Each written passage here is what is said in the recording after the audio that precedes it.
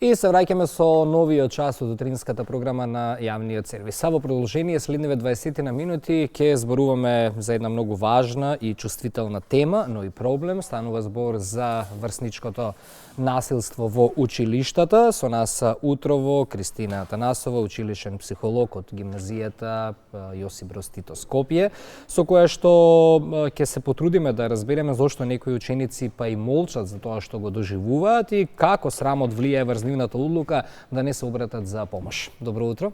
Добро утро. Добре ни дојдовте во Македонија наутро. Добро најдов и благодарам на поканата. Вчера кога се слушнавме и го договаравме гостувањево, кажав дека една од причините и зошто темава денес ја отвораме во Македонија наутро е едно вирално видео, не од кај нас, туку од светот, не знам од која земја беше, подалечна секако од кај нас. Меѓутоа каде што се гледа како ученици малтретираат друг соученик, но тој тоа им го дозволува со оправдување дека така ќе биде прифатен во друштвото само ако дозволува врз него да се врши врсничко насилство.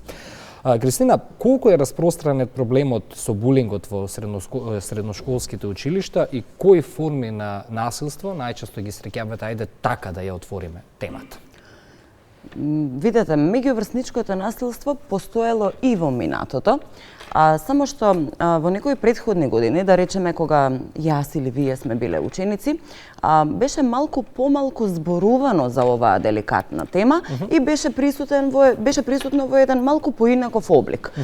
Сега со оглед на, ќе се надоврзам на оваа информација која што ја кажавте, сега имаме лесна достапност на информации преку мас медиумите. Со таа лесна достапност на информации, всушност потенцијалните напаѓачи, односно оние личности кои што се на некој начин потенцијални агресори или способни да извршат меѓуврсничко насилство или каков и да е друг тип на насилство, секако жарчиња на кои само им е потребна некоја идеја за да дополнително кај нив се разбранува тој потенцијал за насилство. Затоа јас сум секогаш како психолог противник на тоа да се распространуваат такви идеи, бидејќи ризикот е многу поголем. Зборувам да се распространуваат такви идеи преку медиумите, бидејќи многу е поголема можноста да се роди идеја кај потенцијалниот агресор да нешто такво направи.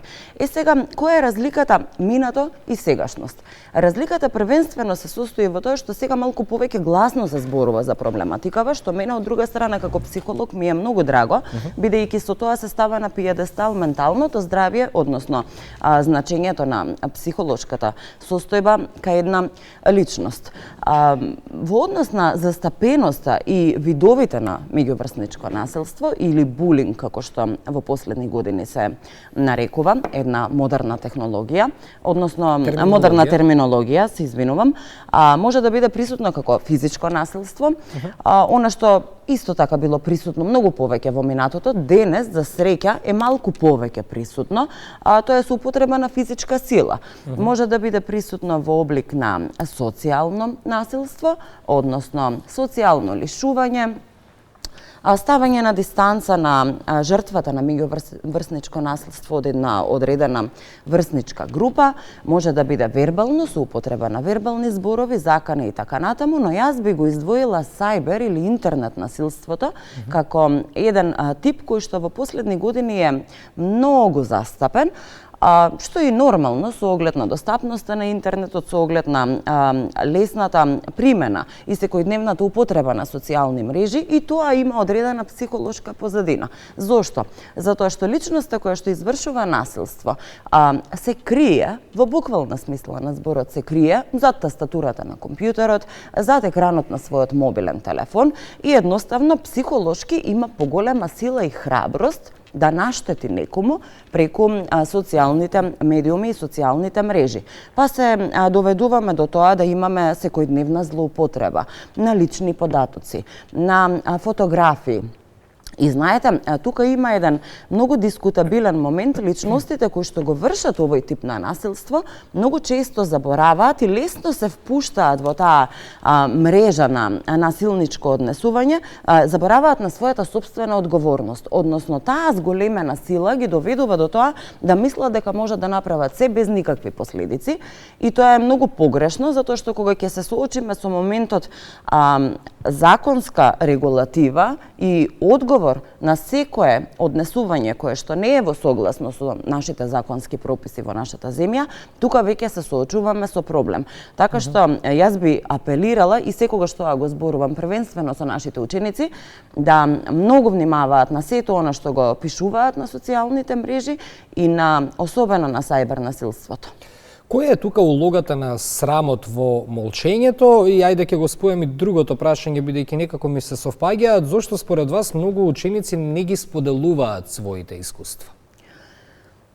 Улогата на срамот е првенствено затоа што оној кој е жртва на насилство се обвинува самиот себе си. Тука се јавува еден многу дискутабилен момент. Жртвата на насилството не вели дека напаѓачот е крив, туку се обвинува самиот себе, односно најчесто станува збор за личности кај кои е нарушена самодовербата. Тие се најчесто и потенцијални жртви на меѓуврсничко насилство, па си вели жртвата јас не вредам доволно, вината е во мене, заради тоа и ова мене ми се случува. Од таа причина се срами да проговори, затоа што едноставно се јавува прашалник во главата дали дополнително ќе бидам стигматизиран како личност со самото тоа што ќе пријавам дека мене ми се случува насилство. Од друга страна пак срамот е најчесто проследен и со страв, што од една страна и е очекувано, затоа што децата жртви на меѓуврсничко насилство, па и повозрасните се плашат од поголемите мокиници, да кажам, од нив, односно се плашат од можните последици.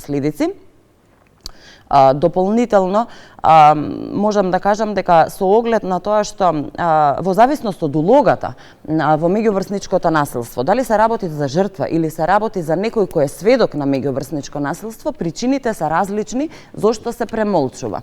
Да речеме, жртвата премолчува првенствено поради срам и страв, додека сведоците на меѓуврсничко насилство премолчуваат заради една друга причина, односно заради социјалниот момент или онаа лојалност кон групата која што или поединецот кој го извршува меѓуврсничкото насилство. И тоа е многу погрешно. Секогаш треба да се работи на развивање на свеста на младите за тоа соучесништво во меѓуврсничкото насилство, бидејќи секое премолчување кога сме сведоци на било какво насилство, значи дека ние сме на некој начин индиректни учесници во истото.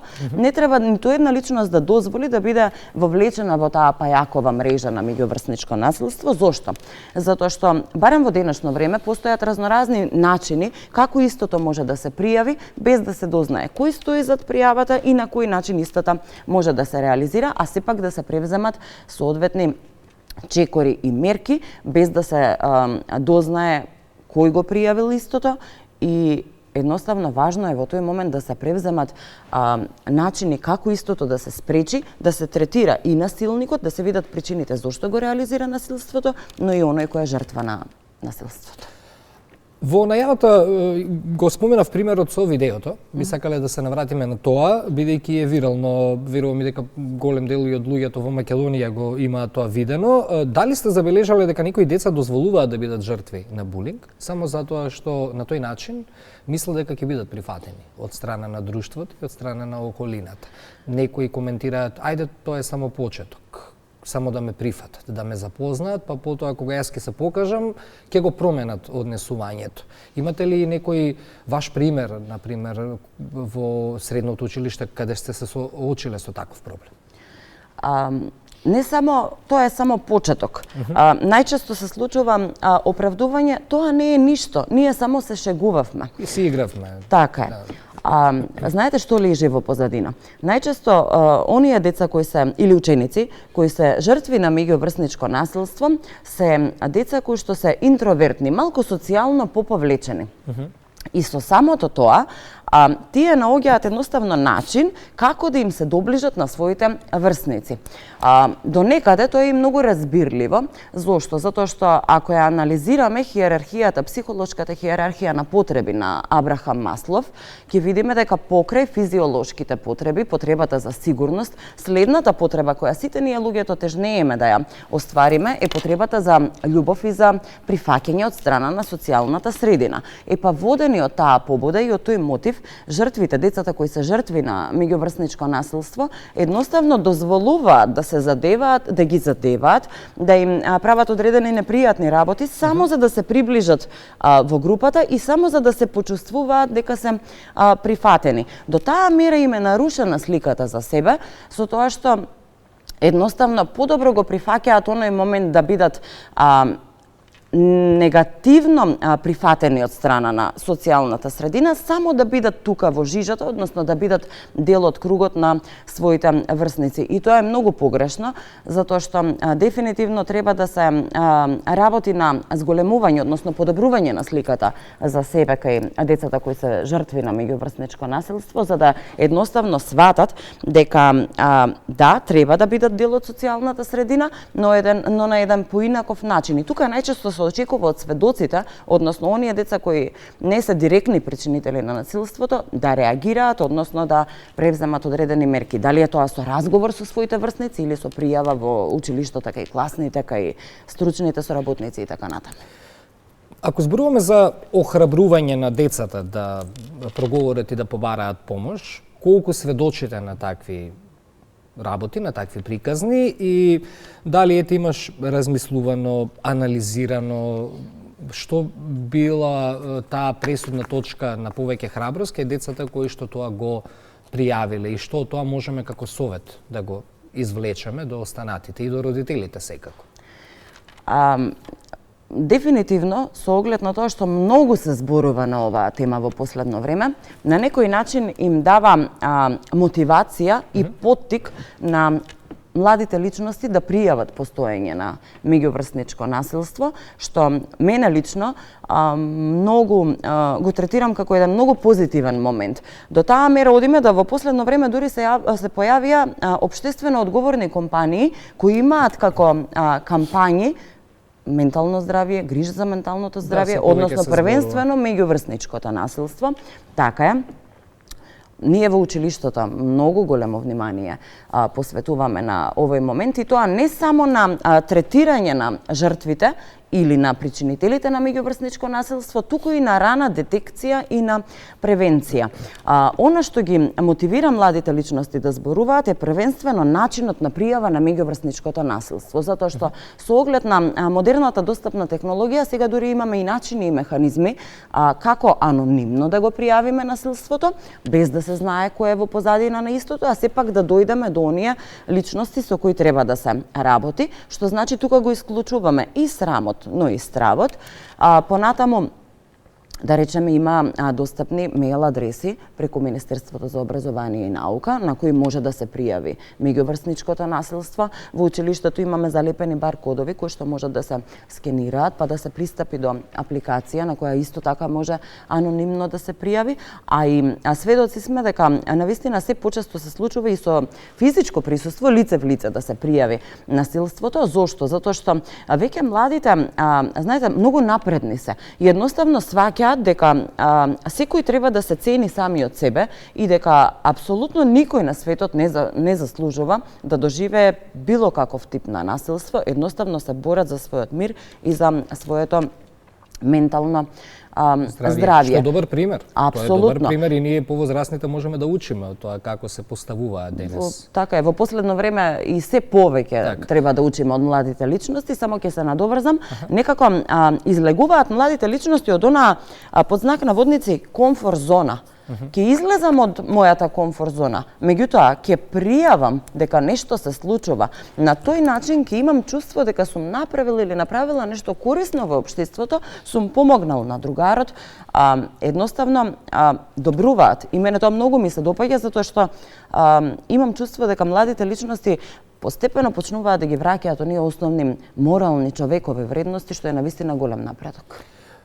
Мораме тука и улогата на наставниците исто така да ја споменеме во однос на очи во очи пријавувањето. Тука верувам ќе се согласи со мене, тенка е линијата, тенок е мразот, мора и наставниците да бидат многу внимателни, бидејќи само еден збор или еден одговор во стилот сега ли најде или имам работа, дојди подоцна, знае да го обесхрабри ученикот да го пријави тоа. И тоа да трае со месеци обезхрабрувањето. Така. Само еден збор кажан од наставникот. Поколку тука е важно да апелираме и до вашите колеги, малку пристапот кон учениците без разлика каков ден да имале и во тој момент наставниците, малку пристапот да биде можеби поразличен.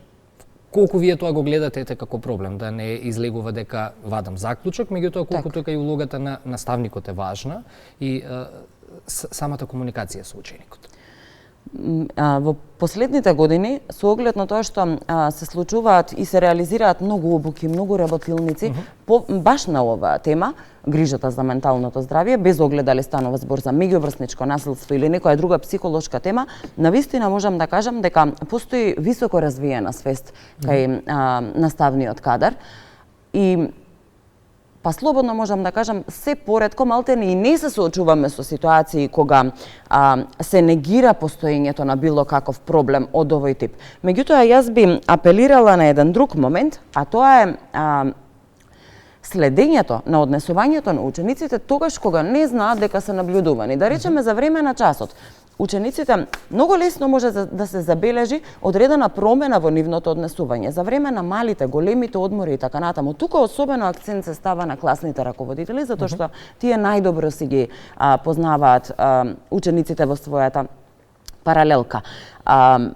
Да се следи дали има промени во однесувањето, дали има промени во когнитивните карактеристики и способности за време на часот, дали има пат на успехот, дали има деконцентрација. Сите тие симптоми, слободно можам да ги наречем, се одреден показател дека со ученикот нешто се случува. Дали има промени во социјалната интеракција на ученикот, можеби се изолира или можеби малку повеќе за разлика од претходно станува дел од некои групации. Видете, оние ученици кои што реализираат насилство најчесто се групираат, се наоѓаат слични едни со други и многу е лесно да се детектира дали станува збор за насилник или колку и да е груб зборот. Факт е дека оние кои го реализираат меѓуврсничкото насилство се нарекуваат насилници или станува збор за жртви, што значи дека кај нас како психолози во училиштето клучен елемент во целиот тој синџир на превенција, но и на третман на последиците од меѓуврсничкото насилство се секако предметните наставници и ми е многу драго што постои навистина голема соработка и би посакала само во иднина така да продолжи. И за крајот разговорот, Кристина, практични совети што би им ги дале на учениците кои што се жртва на булинг, стравуваат да зборуваат за тоа? Со оглед на се тоа што досега го изнесовме во разговорот, со оглед на можноста за анонимност, со оглед на доверливоста на податоци во психолошката практика и работа, апсолутно не смеат да си дозволат да молчат, затоа што на тој начин нема да променат апсолутно ништо. На тој начин само ќе се продлабочуваат сите можни последици. Не станува збор тука само за моментални последици, станува збор за последици кои може да бидат многу долгорочни и кои може навистина да влијаат не само на емотивната, не само на социјалната, туку дури и на когнитивната, односно интелектуалната страна на функционирањето на една личност. Постојат многу начини како да се реагира и да се пријави. Дали во домот, во семејството, дали во училиште или во било која институција во која се наоѓа личноста, но јас тука би апелирала и до родителите. Родителите се оние, знаете, насилник не се раѓа, насилникот се создава во текот на животот. Родителите се оние од кои треба да потекне превенцијата на меѓуврсничкото насилство и секако понатаму доколку се забележи било каква промена во однесувањето на своето дете, да се седне и да се разговара 15 на минути или половина час во текот на денот, навистина можат да влијаат многу, затоа што на оние деца, на оние ученици кои што чувствуваат страв да пријават или срам меѓуврсничко насилство, неопходно им е поддршка. Родителите се тука првите и секако понатаму се оди институционално. Јас сум голем противник да се веднаш да се реагира по принцип на да се функционира по принцип на казна. И кај оној ученик или млад човек кој што реализира насилство, постои причина зашто тоа го прави, да се открие причината и да се работи веќе никогаш да не се повтори.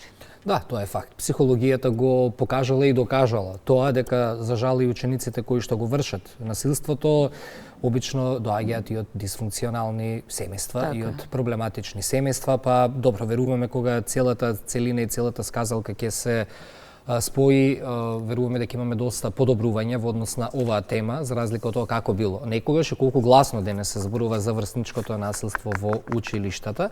Благодарам, Кристина, за гостувањето денес во Македонија на Аутро, овој празничен неработен ден, со оглед на тоа дека дел од утрото можеш да го поминеш и со својата керкичка, дека имаме сите неработен ден денес. Од името на гледачите благодарам што одговори на поканата да зборуваме на оваа тема. Благодарам на поканата и драго ми е што секогаш ја начнуваме темата ментално здравје.